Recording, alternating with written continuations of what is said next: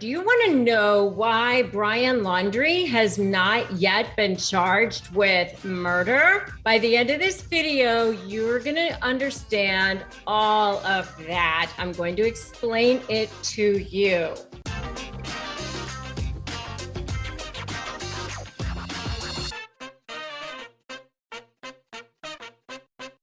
Hey there, I'm Rebecca Zung. I am an attorney. I am a narcissist negotiation expert. And on this channel and in these videos, I break it down for you. I help you shift the dynamic with the most toxic personality on the planet.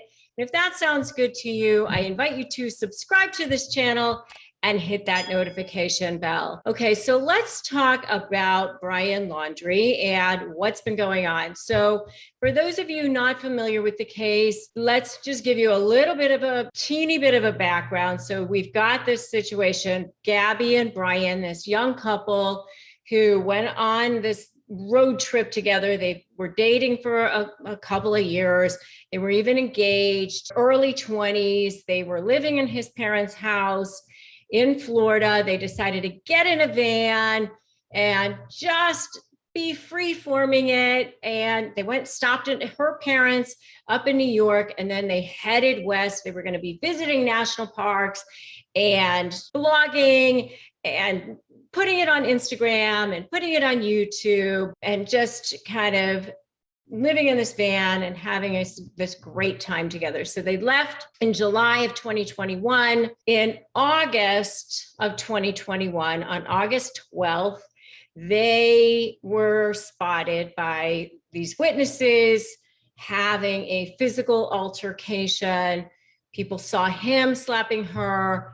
Cops were called. There was body cam footage, and I actually did some videos on that. One where I actually talked about whether or not she was a victim of a malignant narcissist, which you can check out that video if you'd like. Then I actually did a couple more videos on this topic as well. Anyway, a couple weeks after that, she disappears. Last seen around August 26th or 27th, September 1st, he drives the van back to Florida by himself, and by September 14th, 15th, 16th, 17th, somewhere around there, he disappears and he hasn't been seen since. So who knows where he is? There's been this manhunt that has ensued.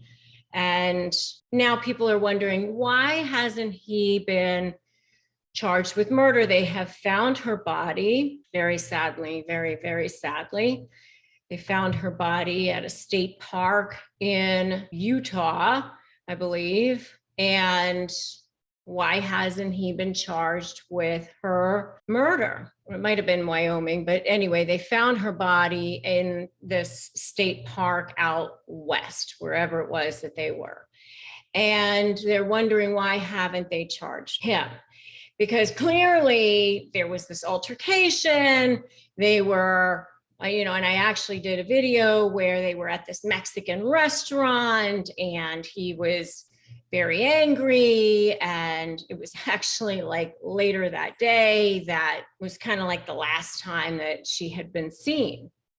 Okay, so why hasn't he been charged with her murder? Clearly he was angry. She wasn't seen again. What's going on? So the only thing that he's been charged with, by the way, is this illegal use of her debit card.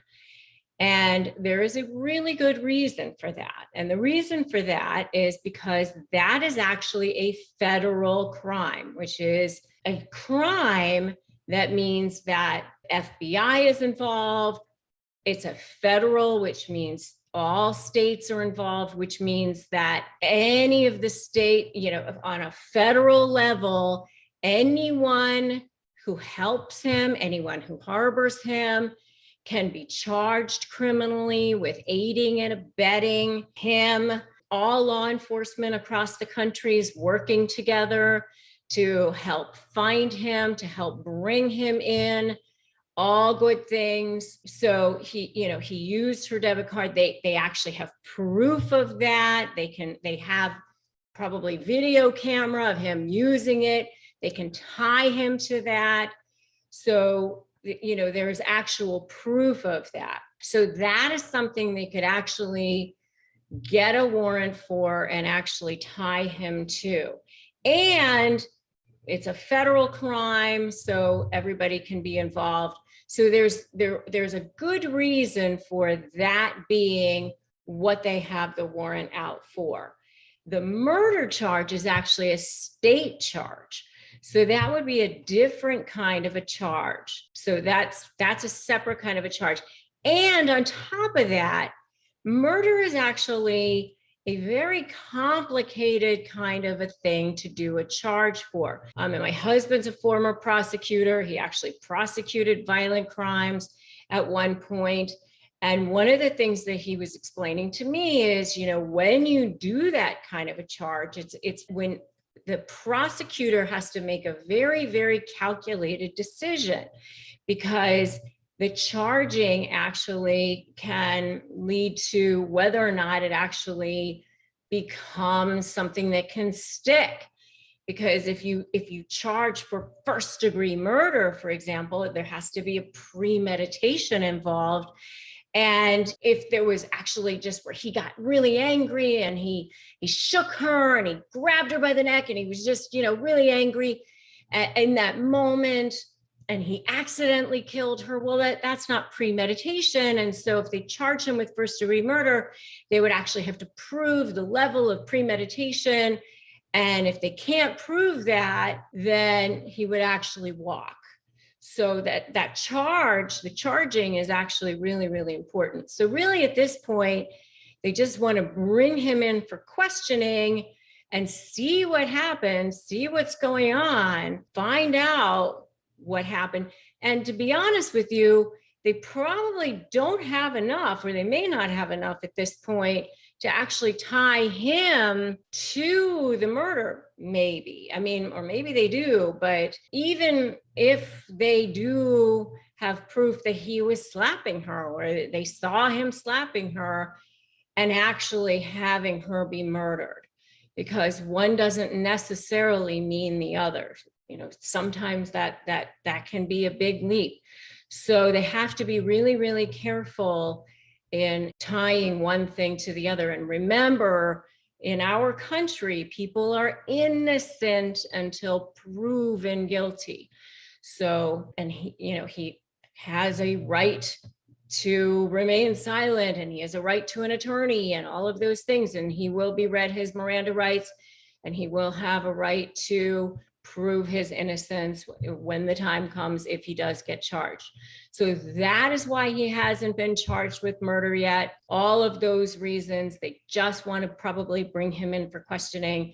And at least the warrant for the unauthorized use of the debit card allows the law enforcement to have a warrant for his arrest. They do have a tie to that. It allows it to, you know, for people who have helped him to be criminally charged as well.